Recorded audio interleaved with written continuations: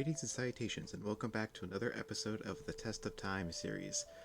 In the last episode, we started off our game of Civilization 4 as Rome. We settled our first two cities and began the process of developing our empire. This episode, we will continue to do just that. We'll develop ourselves, get ourselves a good, solid base going before we think of doing any kind of conquering. Let us.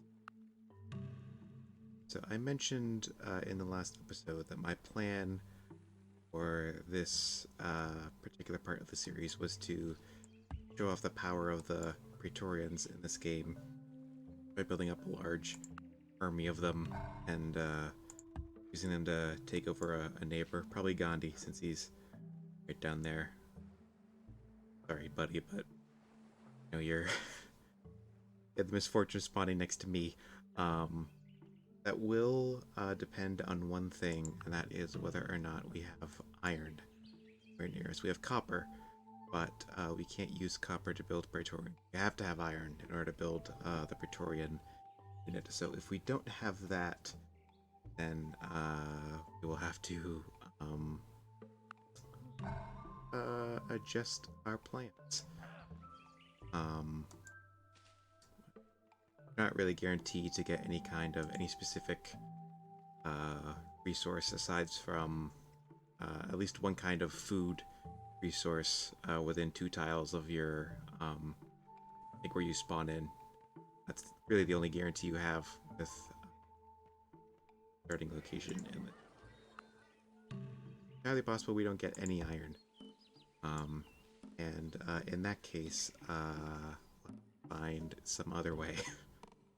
We have ivory over here, so we can use war elephants, which are honestly just as strong. True glory consists in doing their what own deserves way. to be written, in writing They come a what little deserves to be later read. than the Praetorians do, so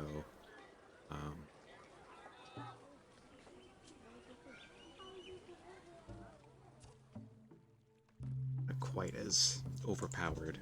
They are still very strong. Like, you can't take a city with just war elephants like you can with Praetorian, but give the elephants proper backup and they'll destroy anything.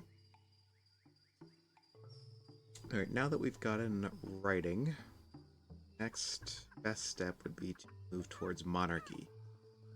Monarchy unlocks the next civic we want, which is hereditary rule. This gives us 1 happiness in our cities for every military unit we have in that city.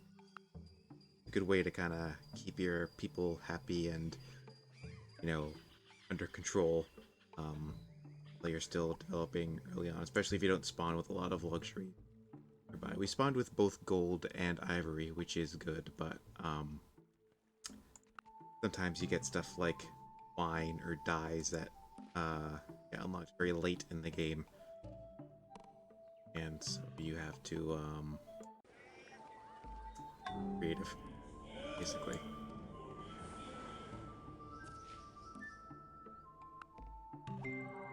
Nature herself has imprinted on the minds of all the idea of God. I'm gonna show you. I don't think I did this in the last episode. If I did, recording these a little different than I did last time. I'm going to show you what whipping does. So you can see here, Antium has 3 population and has 4 turns left on its granary. You can click this button. Now it's down to 2 population. The granary will be finished next turn. That's how it works. You basically use population to instantly fill up the production queue on your whatever you're building.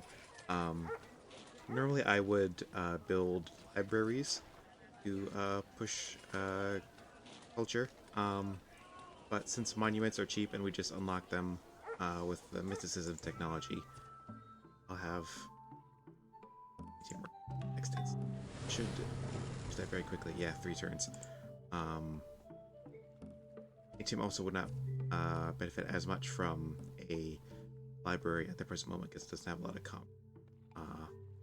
tiles. it.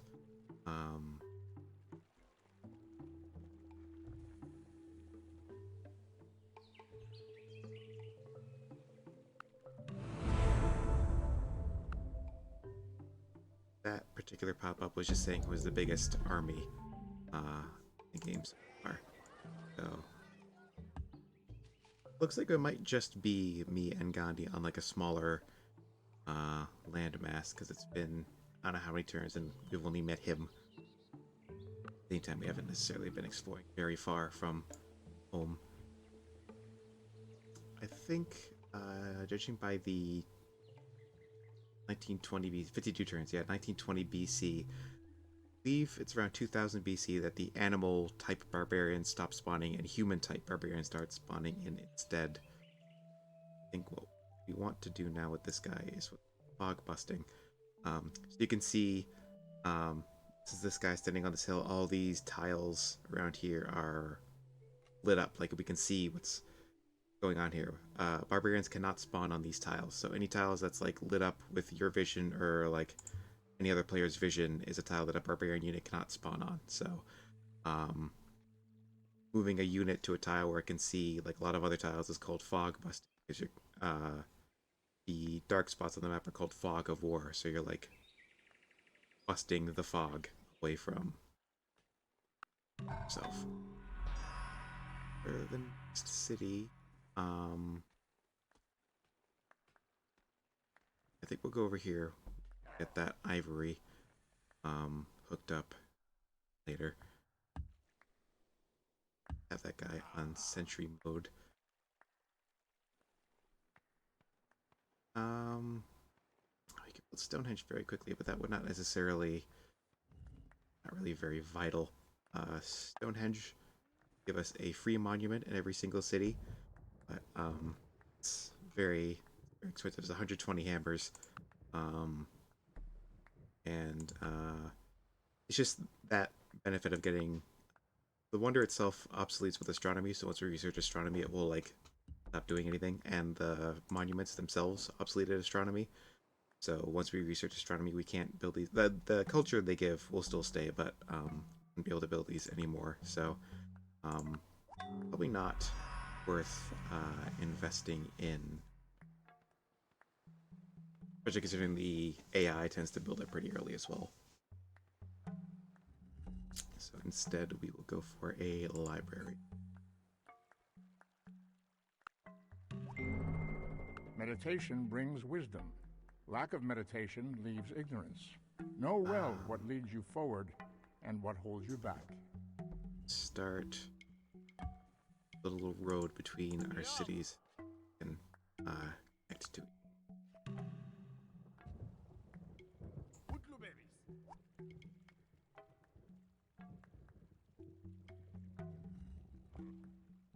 Or just for safety.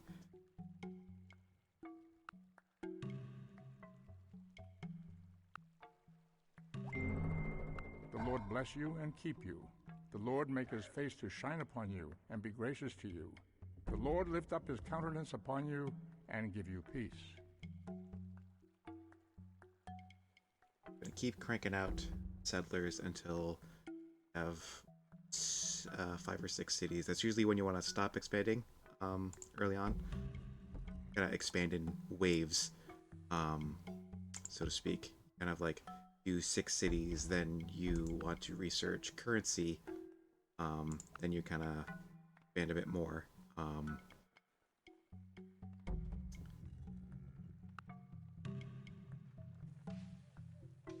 Hunting. Right. As I just realized, in order for this city to grow, we're going to need a workboat to work on that crab. So this whole thing was kind of a misplay, but anarchy. Stop. Pick up hunting and archery. Hunting will allow us to build camps, improvements that will let us gain access to the ivory. Keep searching money.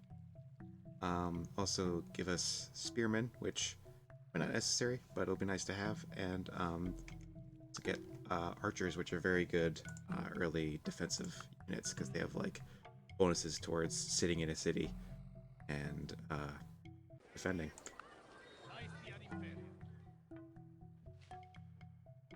Atium can probably start building as well since it has a fairly high population.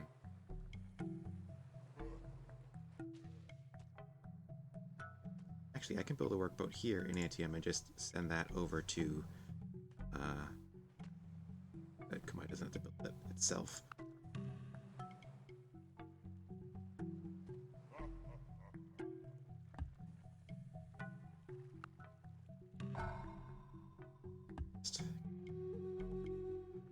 Take them a little while to get over there, but probably take longer to build it in my quicker. And this next city, I'm gonna plop it down over ish. Not gonna hook up the copper to our trade network just yet, so we can keep building warriors, which are nice and cheap. The defense and happiness. Build a monument here. Get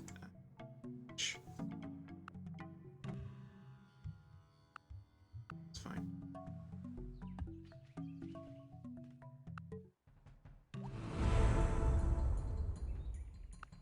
Classical A era. multitude of rulers is not a good thing. Let there be one ruler, one king. Down here.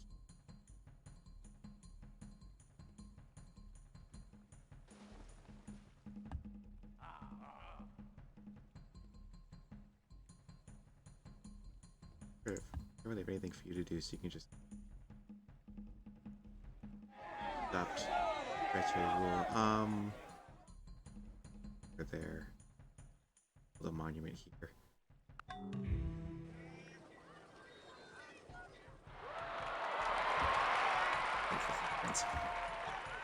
There we go. Now it's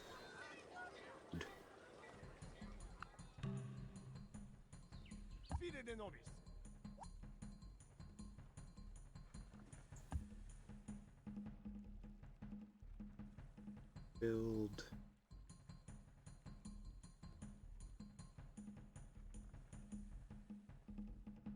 the heal. Spreading Hinduism to us will be nice. I think now that we have this city, we can this guy because the borders of the city will give us vision.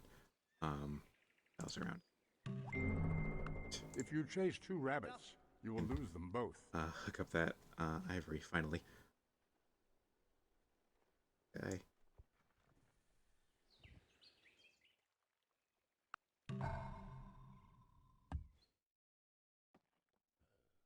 Send. Here.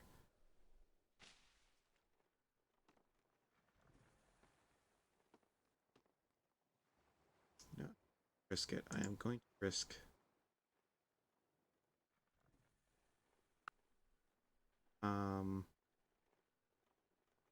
Archery. Going to go for mathematics and currency. So instead, build chariot and have more units around. Do not throw the arrow which will return against you. Money, well, searching at 100% science, so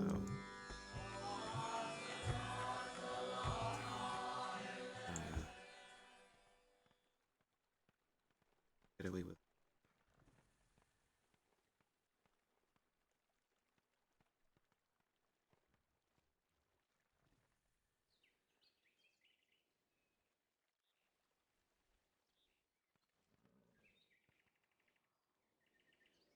down here. Need ironworking to chop down this jungle and get to that rice.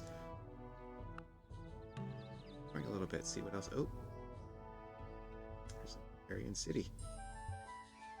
Black Borders is a barbarian city. This is the only game in the series where barbarians can like found cities, um, instead of having little camps like they do in the other games. They actually like start their own cities, which is where the units kind of spawn from.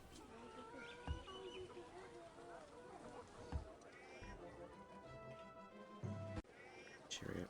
Build another boat for down.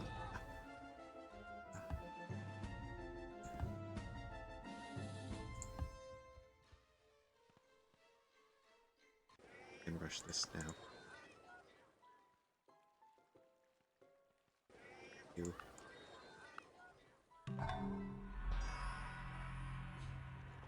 Right.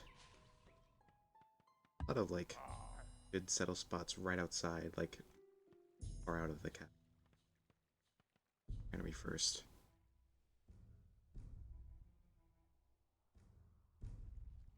Much food, not a lot of seafood. Good. Necessarily.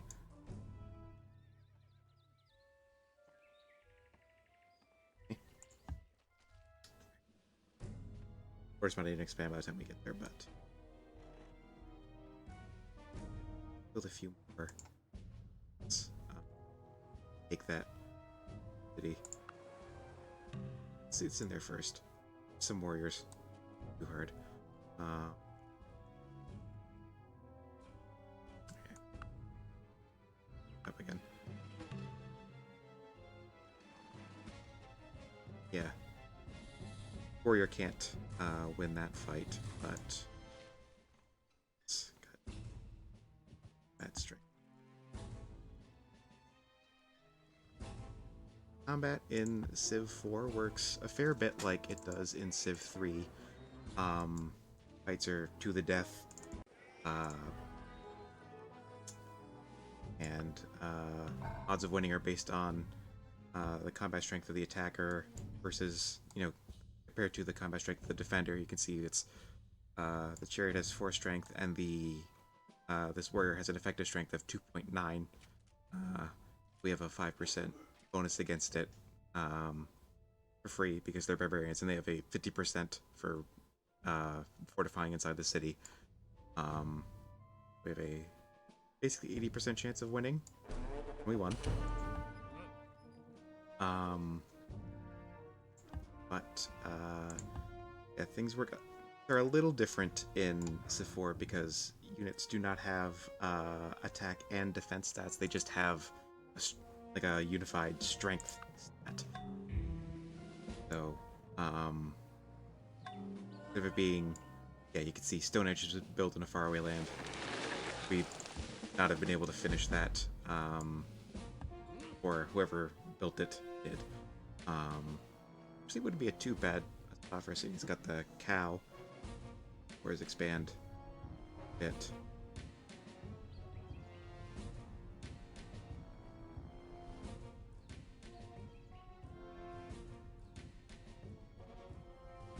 We might keep that if we can hit.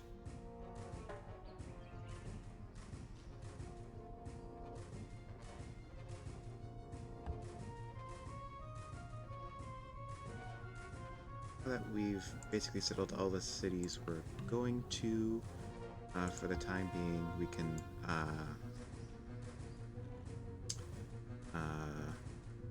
once we finish this work, we can the granary in the capital and start building buildings in the capital. We should arrive at certainty without doubt and truth without error. It behooves us to place the foundations of knowledge in mathematics. So a neat little quirk about Civ 4 that I really wish was in other games is that rivers act kind of like roads in that they can connect cities to each other. So you can see, even though there's no road on this tile, we still have access to these ivory because they're on the river.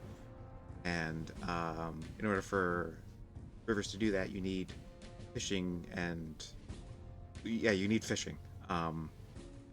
It's like then people can travel along the rivers, and I think you need sailing to trade. Exactly how a particular thing works. I think you need sailing to trade with other people, like other civilizations, over rivers, and coastline. But if you have fishing, you can do it between your own cities.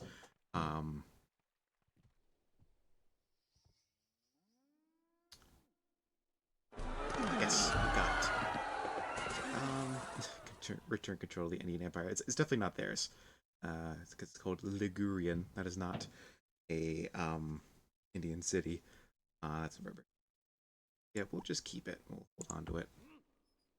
Be expensive to hold on to in the long run. It will be. I think now we can try for the Oracle. Because what I want the Oracle does is when you build it, you get a free technology. And what I would like to do is have it finish building after we've finished researching currency so that we can pick up Code of Laws free. You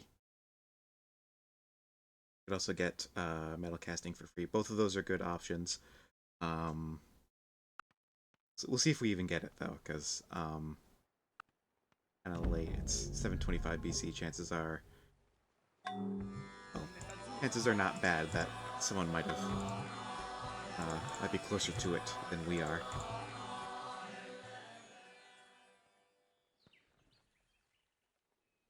You a little bit of a drain on the finances, so we can clear that jungle around you. But we can chop down this jungle. You need ironworking to chop down jungles. We can that, then the red team will have a hard time growing. Can't build a farm on jungle. I guess that was not actually probably shouldn't build a but whatever.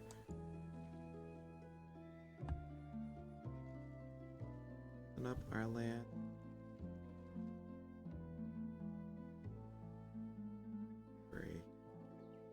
Build an archer. Archers are better defenders than warriors are. Now Neapolis has got. I think we want to give Rome its price back.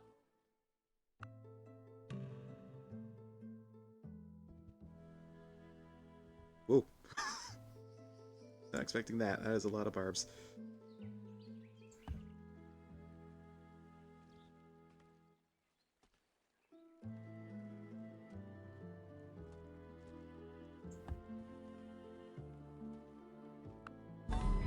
Yeah, that guy died. Heard the little that's the your unit died sound effect. A Great Wall has been built. None of the very early game wonders are being built, so hopefully the Oracle will still be up. Send this guy. It might be worth it to switch after we've finished researching currency. Might be worth converting to Hinduism, because when you convert to a religion, that becomes your state religion, so to speak. Actually, we won't have enough to be able to now. And you convert to a state religion. Everyone else who has that religion as their state religion will be happier with you. They will like you more. All the other computer players, that is. And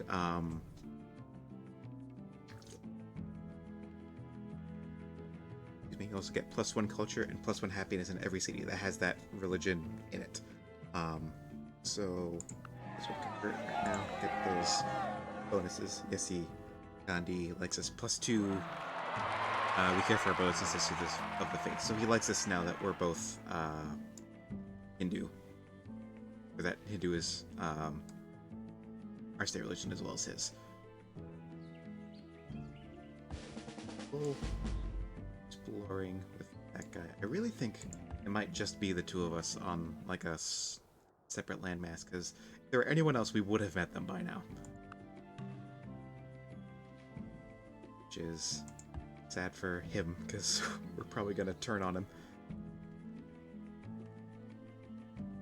Yeah, it depends a little. All speed.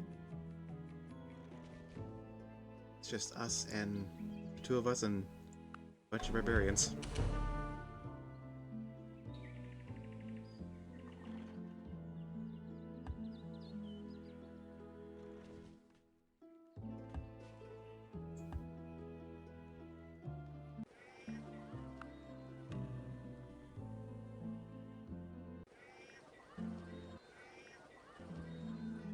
Excuse me.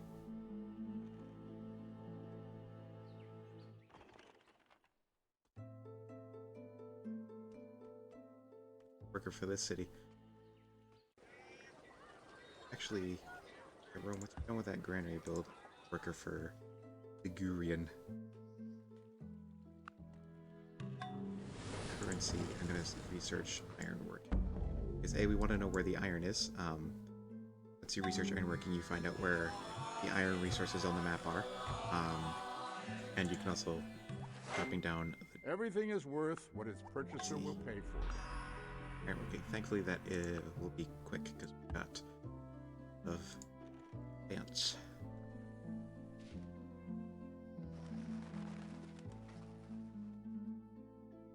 Really, Grecium, Retium, how are they? Ah. Oh, we finished the Oracle. You can see we completed the Oracle. Alright. Indeed. Up. Code of Laws. Awesome. Alright, that's always nice when you can do that. To bring about the rule of righteousness in the land, so that You the founded strong Confucianism. do not harm the weak. So, I haven't talked much about religion in this game. Because like we haven't really had too much play with it yet. But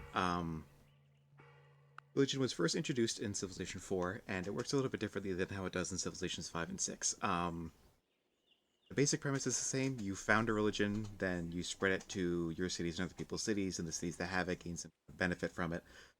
But in Civilization 4, you found a religion when you are the first person to research a specific technology. You can see here polytheism, first to discover founds Hinduism. So since Gandhi founded Hinduism, we know he was the first person to research polytheism. So when you're the first person to found a specific religion, you get specific technology. Excuse me, you get that religion. So the first person to research meditation gets Buddhism. First person to research monotheism gets Judaism, and all the religions are functionally identical. Like there's no, like the only reason to like pick one religion over the other is like who else has this religion as their majority religion. Like who do you want to be friends with? And like how prevalent is it in your cities already? Like you don't want to switch to religion that is only in one of your cities. Whereas like there's another one that's in all of your cities. So that's really all there is to it. There are you can see we have Hindu temples and Hindu monasteries. You can build certain buildings in your cities that have specific religions, but the buildings in and of themselves all function identically. So all temples give +1 happiness and +1 culture, and all monasteries give +2 culture and +10% science. So it's like it doesn't matter what specific religion you have in terms of the benefits that the religion will give you. I think for a great scientist in Antioch.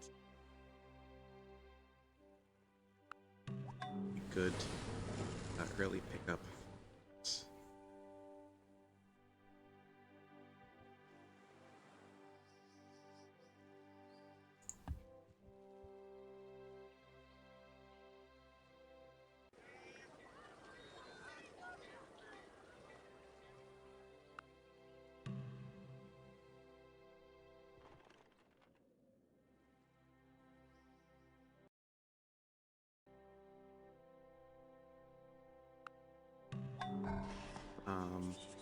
Also worth noting is that now that Arretium is the holy city of Confucianism, the religion we just founded, also when you found a religion, the game randomly picks one of your cities that is not your capital to be the sort of holy city of that religion, unless of course you only have your capital, in which case that will become the holy city. But it randomly picks a city.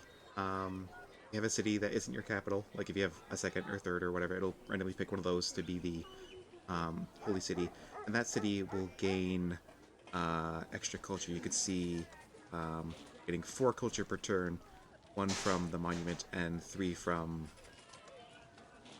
Oh no.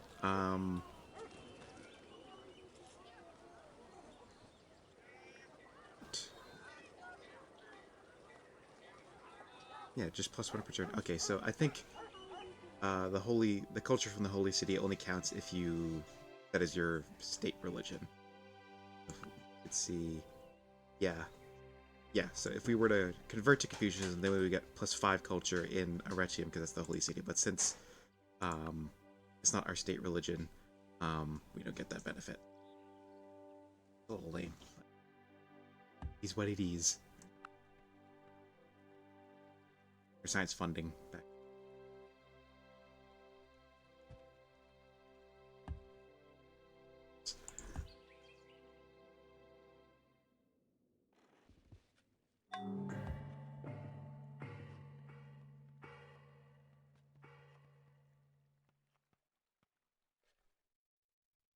Lighthouse. We can finally rush the library here in Neapolis. The courthouses, the building we unlocked by researching Code of Laws. That is another very important building because it lowers the maintenance costs of the city. You can see minus 50% maintenance. So, see the maintenance here is minus 2.66. So we're losing 2.66 gold every turn from the city. So once we build the courthouse, this will only be 1.33 gold we're spending per turn. Because that's not the only thing that will like cause you to lose money, but it's definitely one of the um, biggest expenses in this game. Just using that unit to build a worker to build roads because there isn't too much else for it to be doing. We want a library in Rome. It has been long enough. You should hammer your iron when it is glowing hot. None directly in our territory. Both like 1 tile away from 2 of our cities.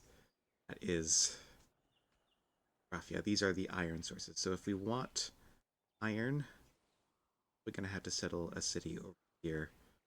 It's kind of a crappy a city as it would be. We would have to do to get it.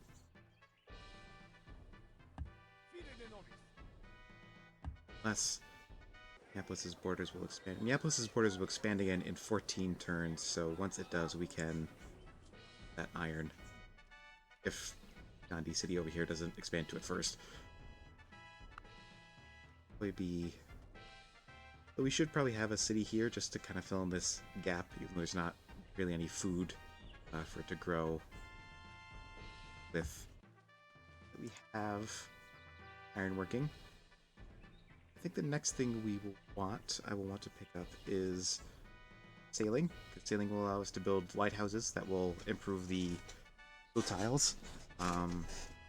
Then I think masonry, because we're going to need that eventually. And with masonry and sailing, we can build the Great Lighthouse, which will give us 2 trade routes in all of our coastal cities, which will be very nice. If we can. We're kind of late to both sailing and masonry, so you can tell by the fact that we're researching each of them in 1 turn. And after that, metal casting will be good because we get forges and the Colossus. Then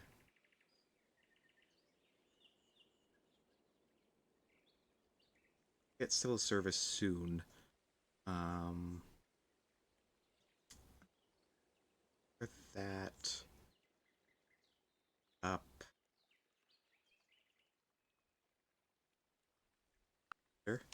For the Mausoleum of Mazalis and plantations. That requires sailing, so we would need sailing. Get that. Then we just go straight for civil service.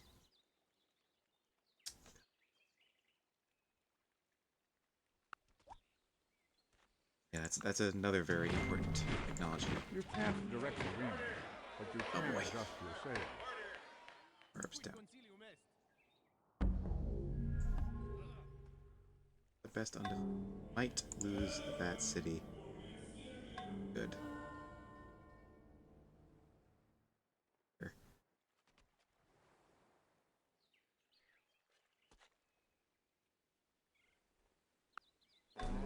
Alright. It is from their foes, not their friends, that cities learn the lesson of building And now high that we have walls. ironworking, we can chop down this jungle and get that rice. Retium. Retium. However you say it, bro.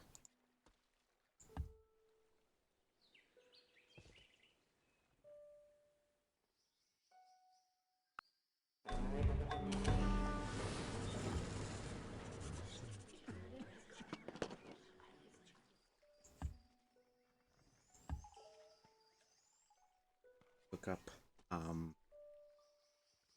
the copper trade network. And you can build Retium. Very. At some point, we're gonna want a few more military units to log bust down there.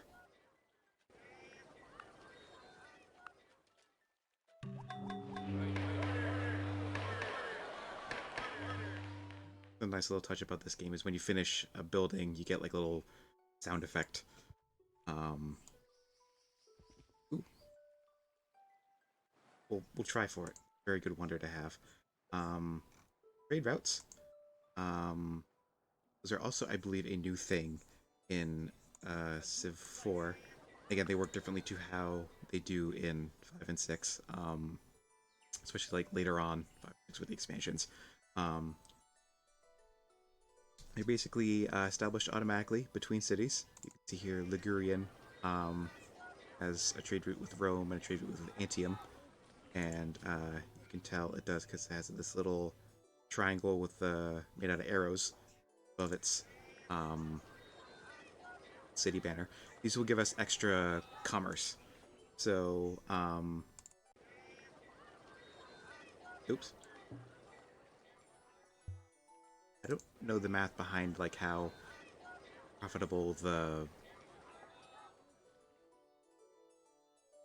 trade routes are, but you basically just get free commerce for like having like an unbroken, for connecting two cities with a trade route, and two cities can be connected. Like, think of how to explain it. Two cities can make a trade route with each other if there's a road between them, if there's a river, if like they're on the same river, or if like there is an unbroken like line of like coastal towns between them. So if like these two, Kumaya and Antium, could trade with each other because there aren't any like enemy cities or like undiscovered territory or like impassable tiles in the way between them. So and to trade route with an AI or another empire, you need open borders with them.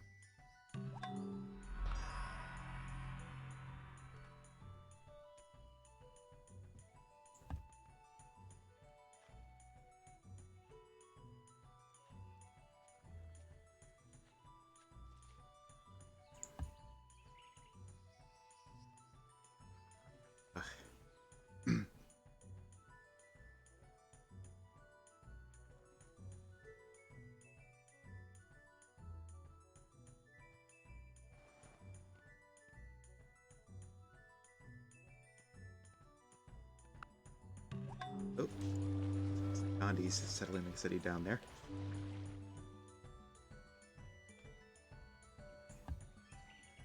All the rest to take later.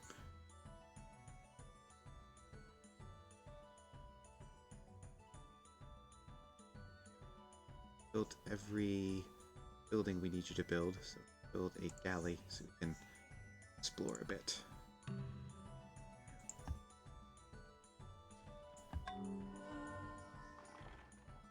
Ah, we got a great scientist. Excellent. We're going to put him in Rome. Rome has a lot of commerce. So, I should explain what I did. So, we earned a great scientist in Antium, and I moved him down here and built an academy. An academy is a building that can be built by a great scientist. What he says right there, it can be built by a great scientist. They'll give you plus 50% science in the city is built in. So you want to build this in a city that has a lot of commerce to turn into science. So, that is what I did, and that is why I did it.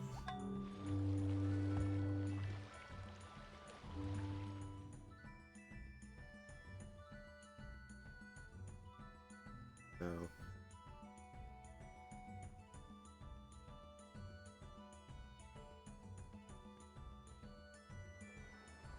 way forward like a few more cities, honestly. Neapolis, Settler, Mize down with Scally.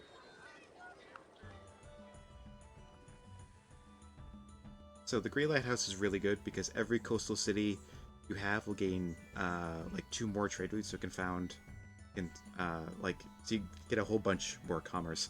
Another thing about trade routes is that each city can only have a certain amount of trade routes. So every city starts with the ability to make 1. Then once you research currency, you get another one. So that's why that's kind of like your first stopgap for expansion. And Why you them want to that take the sword shall perish by the sword. not expand beyond 5, 6, 7 cities before you get currency, because that will get you a lot of commerce to help pay for those cities. And such.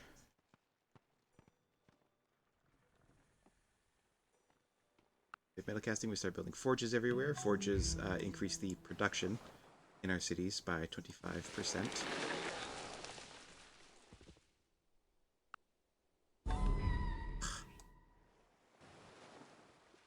Bad luck with the barb combat.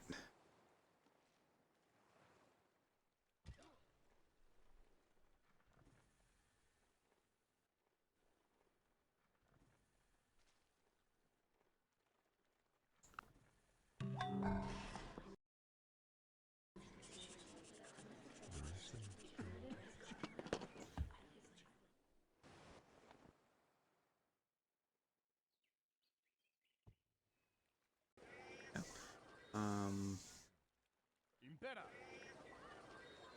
Impera! Yeah, I think we'll settle a city that won't have a lot of. It will get us the iron. That's really what's important. We'll also like fill in this little gap, and someone else doesn't like. Some AI doesn't wander over and be like, "Oh, free real estate." That would not be.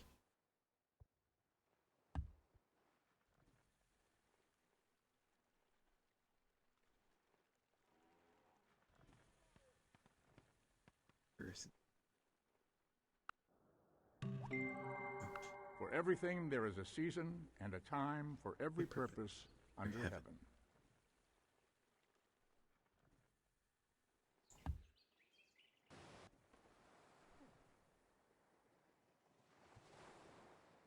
Labor factus.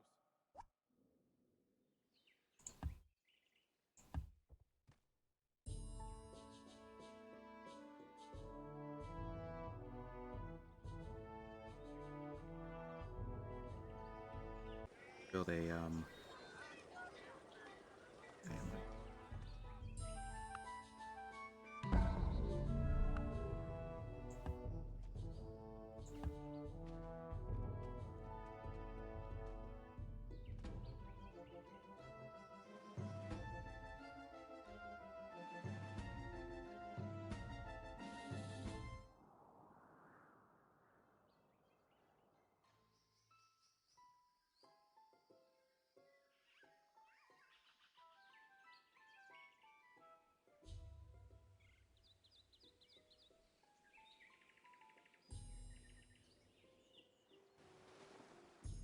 there.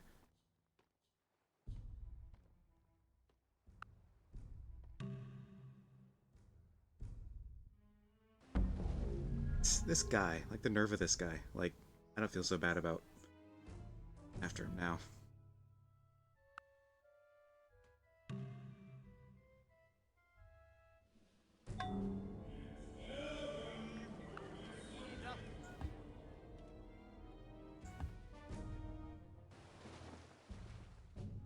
cook up some iron.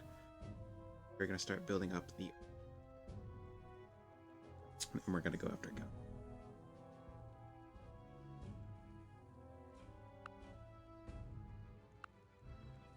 Save it for one more turn.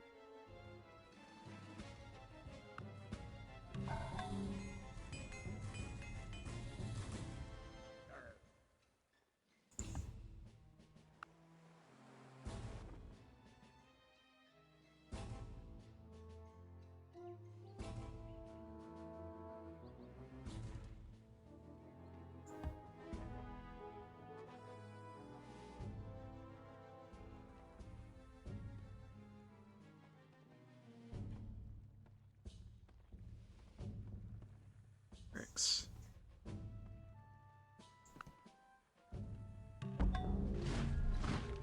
Give our units some free experience once they're built. Once the units are built.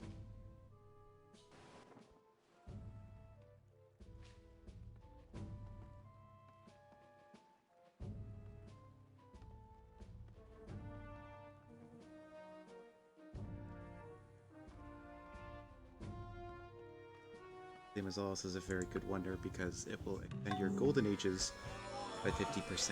Now, again, golden ages are a thing in this game, but they work, I expect, differently than how they did in Civ 3. Rather than in Civ 3 where golden ages are a once per game thing, you can get more than one.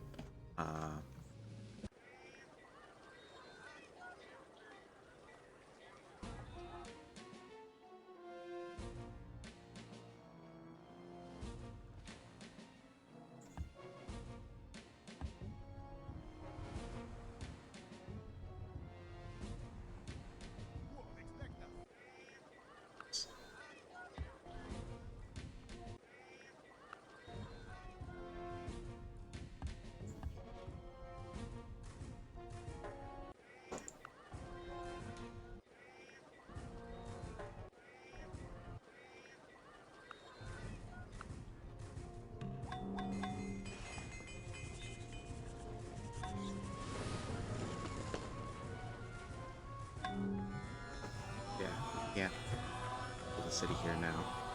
I was hoping I could build one here so I could give this city this rice and it would be able to grow, but nope. Ruin it. Right.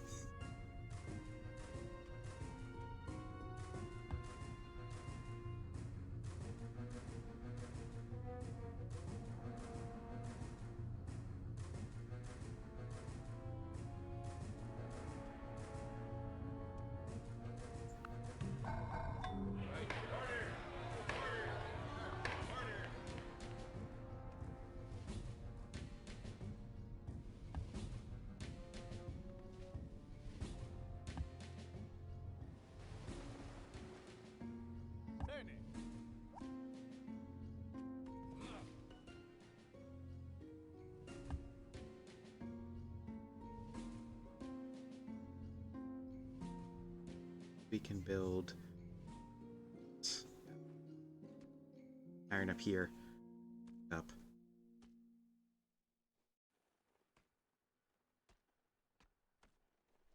Barracks, because barracks will give our cities, give our units free promotion.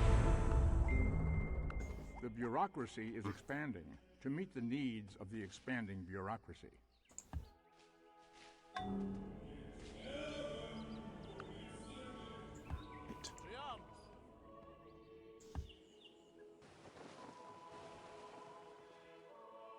So yes, that's another good civic that will increase the production and commerce in your capital. Go for it next. I